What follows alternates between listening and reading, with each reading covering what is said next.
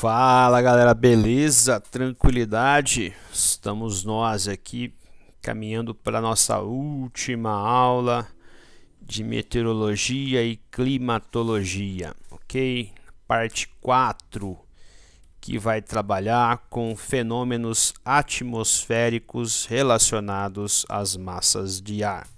Então, nessa nossa última aula, nós vamos trabalhar aí com grandes fenômenos, né? Tornado, furacão, ciclone, tufão, seja lá o santo que for, o termo que as pessoas dão a ele nos diferentes lugares, beleza? Então, é um tema que eu percebo que a galerinha gosta bastante, né? Então, vamos a eles. O primeiro, né? O primeiro fenômeno, vamos ali estudar, são as frentes frias, as frentes quentes, né, e as depressões. Então, uma frente, né, a gente não imagina muito isso quando a gente escuta o cara do jornal, a moça do tempo falando, né? Uma frente fria, a gente imagina que seja, né, apenas uma massa de ar fria. Não, a frente fria ela vai acontecer justamente do contato de massas, né? Elas sempre vão meio que trazer instabilidades, né? Sempre vão ser áreas instáveis, as áreas que vão acontecer essas frentes, né? E elas podem ser frentes quentes ou frias, depende do predomínio de uma massa. Se o predomínio for da massa fria, a frente vai ser fria. Se o predomínio é da massa quente, a frente vai ser quente. A gente quase não ouve falar de frente quente, né? Mas uma frente quente, por exemplo, ela pode trazer o aumento da temperatura mesmo num dia à noite, né? Que a tendência é sempre queda de temperatura à noite, né? Por conta, né, do resfriamento, da ausência da luz solar, da incidência do calor e dos raios solares, certo? Mas a gente sempre ouve mais falar da frente fria. E a frente fria, ela sempre vai trazer uma queda da temperatura e também a possibilidade de chuvas, certo? Então, aqui nós temos duas imagens nesse slide. Então, aqui nós temos uma situação, né, a linha vermelha sempre representando uma massa quente e uma linha azul sempre representando uma massa fria, tá certo? Aqui nessa imagem de satélite que está em espanhol, está marcando que o ar é muito quente e úmido. E aqui uma linha azul que representa uma massa de ar frio. Então, nós podemos ter uma chuva dessa situação aqui, ó, certo? Porque está vindo essa massa fria, tá? E aqui esse vento quente. Então, nós vamos ter essa situação aqui acontecendo. O ar mais frio vem por baixo, faz com que a nuvem, né, mais quente, né, ela empurra o ar quente para cima, vai ter como implicação a queda da temperatura. Então, nós vamos ter aí o resfriamento do vapor e a condensação. Percebam, né, que aqui situações de ar muito frio e a possibilidade até de neve. Então, aqui nós já estamos numa área muito mais quase de média para alta latitude. Então, a possibilidade até de neve. Quanto aos ciclones, certo? Ciclone, furacão, tufão são a mesma coisa, certo? São ventos violentos, é um fenômeno, né, que vai trazer ventos, né, centrípetos, né, ele funcionando de uma forma centrípeta, a dinâmica centrípeta, né, com ventos violentos e chuvas pesadas. Então, é um fenômeno que vai acontecer numa área de baixíssima pressão atmosférica. Nunca vai acontecer um ciclone numa área de alta pressão atmosférica.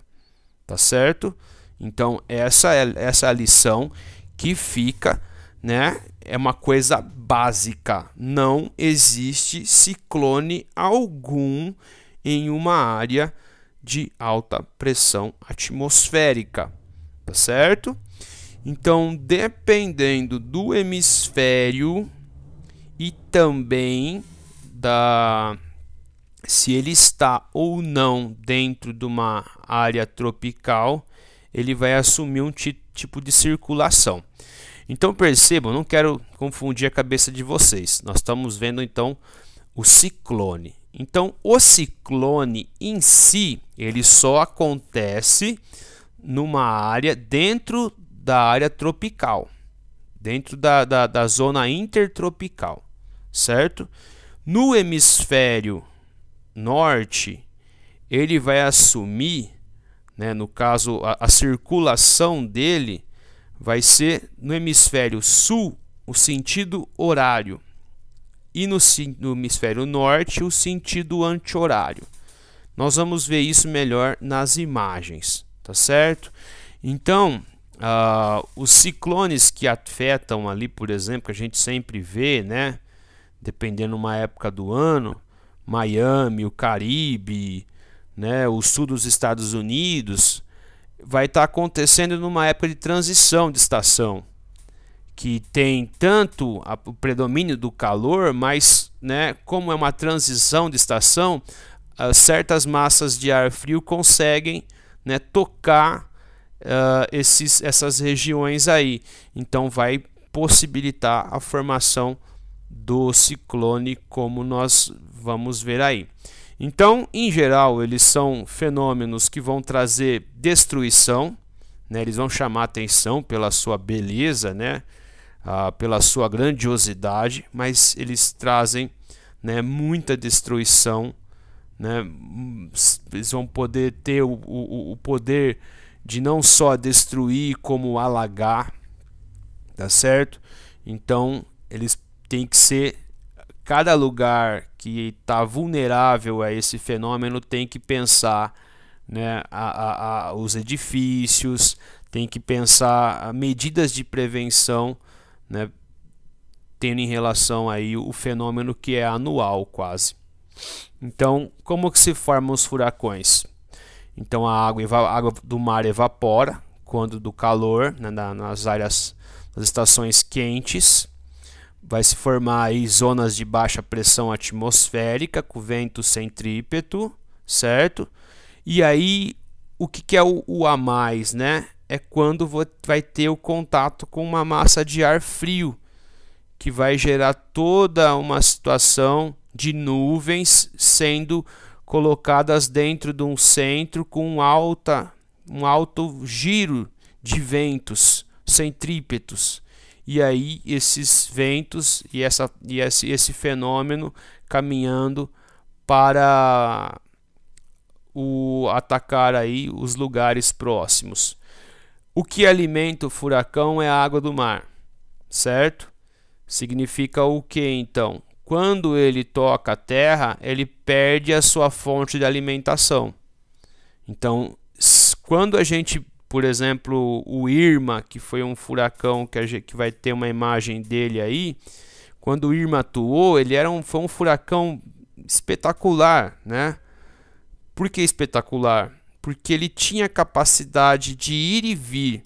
Ele atacou a Flórida. Conforme ele adentrou na Flórida, ele foi perdendo força. Só que aí ele voltou para o mar, ele ganhou força novamente e atacou outros lugares do sul e do sudeste dos Estados Unidos. Tá certo? Então, o ciclone, né, o que a gente mais escuta aqui como furacão, ele se alimenta, a energia dele vem do mar, da água quente do mar, ok? Então, eles podem ter vários níveis, né, de 1 a 5. O 1 seria uma depressão tropical, uma grande tempestade, né? E aí até chegando em super furacões com ventos de mais de 250 km por hora. Então, vejam essa imagem, é uma imagem de um ciclone ou furacão no hemisfério sul. Então percebam aqui, né, o giro dele em forma horária, certo? Ele gira num sentido horário. Aqui uma imagem do Katrina, né? Ele gira no sentido anti-horário. Vejam aqui, né, a península da Flórida. Se bem que o Katrina ele conseguiu chegar até New Orleans, e o pior estrago dele foi em New Orleans, certo? Ou Nova Orleans, né? Ou do francês Nouvelle Orléans. E aqui o mais espetacular a mais espetacular das situações, né? O furacão Irma e os dois irmãos, né, em 2017, que foi um furacão que espetacular, né? O estrago que ele trouxe para a região, a complexidade dele, o ir e vir dele, né? Foi uma situação assim absurda. Uma das coisas que mais me chamou a atenção foi o que aconteceu aqui nas Bahamas. Vejam aqui que essa é a margem da praia, uma situação normal, e o dia do furacão. Onde está essa água aqui, gente? Quando você vai ter uma situação da formação de um furacão, não é só os ventos que estão sendo drenados para o olho do furacão, é a água também, certo? Então essa água está sendo tipo assim, sugada para esse olho do furacão, e depois ela é lançada na precipitação. Então toda essa água foi para o centro do Irma, né? E de momentos depois, conforme o furacão passou, né, as águas voltaram ao normal. Então é uma situação que beira o caos aqui, né? Imagino para quem está ali naquele lugar vendo, e vocês conseguem, se procurar no YouTube, vocês vão ver vários vídeos, né, mostrando as pessoas assustadas. Onde está a água? Cadê a água do mar? A água sumiu. Tempos depois ela voltou. A respeito dessa dinâmica do giro do furacão, né, do ciclone horário ou anti-horário, ele tem relação com a força de Coriolis, né? A força de Coriolis ela vai ter relação com a movimentação da Terra. Então seria a força de que os corpos ou os ventos eles vão girar num sentido num hemisfério e no outro sentido no outro, certo? Então, por exemplo, se você der um tiro aqui no hemisfério norte, a bala vai ter uma tendência a tomar o rumo, né, o rumo do norte, enquanto que aqui ela vai tomar o rumo do sul. Então, dependendo do hemisfério, ela vai ter uma movimentação diferente. Existem ciclones, né, tropicais, e existem ciclones extratropicais, né? Era melhor que esse fenômeno fosse chamado de depressão de vez, porque ele gera uma confusão na cabeça dos alunos, certo? Então por isso que eles chamam ciclones extratropicais, porque eles são ciclones de fora dos trópicos, né? Eles se formam fora da zona intertropical. Então eles vão acontecer em áreas de média e média alta latitude. Então sempre vão ocorrer pelo encontro de duas massas de ar, uma massa de ar distintas, né? Uma massa de ar fria e uma massa de ar quente. O lugar do Brasil que mais tem sofrido com ciclones extratropicais é Santa Catarina, certo? Santa Catarina já está fora do trópico, Santa Catarina está numa área do clima de subtropical, ou seja, abaixo do trópico, né? Então tem que haver uma situação de um encontro de uma massa de ar fria e uma massa de ar quente. E assim, a partir de uma dinâmica, de uma situação atmosférica, né, se forma uma zona de baixa pressão atmosférica. Então percebam o que há em comum num ciclone tropical e extratropical. Ele só se forma, repito aquilo que eu disse há pouco, né? Ele só se forma dentro de um sistema de baixa pressão, em que os ventos sejam ciclonais, né? Exista uma força centrípeta, né? O vento, a água, está toda girando em torno de um centro, tá certo? Só que existe essa diferença da depressão ou ciclone extratropical, ele se forma, né, fora dos trópicos, tá certo? Então veja, ó, esse ciclone extratropical, ele está se formando aqui perto da Foz do Prata. Então ele pode atingir o Uruguai, ele pode atingir a Argentina, ele pode atingir o Rio Grande do Sul, certo? E por último, né, o tornado. O tornado, ele acontece no continente, certo? Pode ser que existam algumas convergências entre um tornado e um ciclone, tá certo? Só que, né, como eu disse, o ciclone ou o furacão, ele é alimentado pela energia do mar, pelo calor da energia do mar, da água do mar, enquanto que o tornado, ele acontece dentro do continente, ok? Então, vamos pegar um lugar que é assim, traz todas as condições para que os tornados aconteçam. O centro dos Estados Unidos, nas planícies centrais dos Estados Unidos ou do Canadá ali. Então você vai ter, né, vamos imaginar um mapa aí, né, na cabeça da gente. Você vai ter as rochosas que estão a oeste e os Apalaches que estão a leste e a planície. Então o tornado, ele gosta de ter uma área plana para atuar, certo? E essas duas cadeias de montanhas, eles vão formar um corredor. O que vai estar acontecendo em uma dada época do ano, né? Quando eu digo que as estações estão em transição, significa, por exemplo, você pega ou o outono ou a primavera. Então você vai ter talvez a possibilidade de encontro de massas de ar distintas, antagônicas. Uma massa de ar fria, uma massa de ar quente. Então, dependendo aí, né, a situação, né, ou outono ou primavera, vai acontecer esse encontro de massas.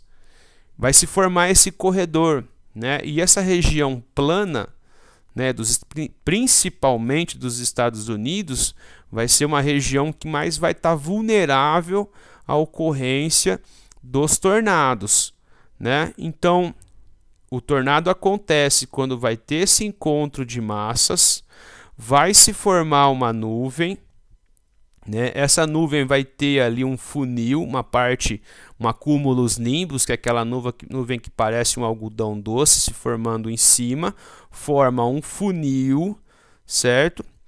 Uma elevação grande em cima e o funil com, né, fortes ventos, com o ar quente ascendente e o ar frio descendente. E aí nós podemos ter, né, tanto chuvas, um tornado acontecendo com chuvas, né, ou até sem chuvas, mas é mais comum de haver chuvas, né? Então nós vamos ter muita coisa sendo dragada, trazida para o olho do tornado, né? De tudo, até animais a gente consegue ver às vezes voando, né, dentro de uma situação de tornado. Então aqui uma foto muito bela, né, muito legal, mostra um tornado e o centro dele, né, também com chuvas. E outra coisa bacana de chamar atenção, também vai se formar dentro de uma situação de baixa pressão atmosférica. Perdão. Por quê, gente? É a força centrípeta, tá certo? Nunca vai acontecer, né, um furacão, um tornado em uma situação de alta pressão atmosférica, porque nós vamos ter ventos divergentes e não ventos convergentes, ok? Então, esse é um ponto importante dentro do nosso estudo. Valeu? Concluo aqui o nosso curso de climatologia e meteorologia. Eu espero que vocês tenham gostado, né? Peço desculpas se algum ponto aí que envolva mais conhecimento de física e química não foi lançado, né? Reconheço aqui as minhas limitações dentro dessas áreas. Valeu, abração para vocês e até mais.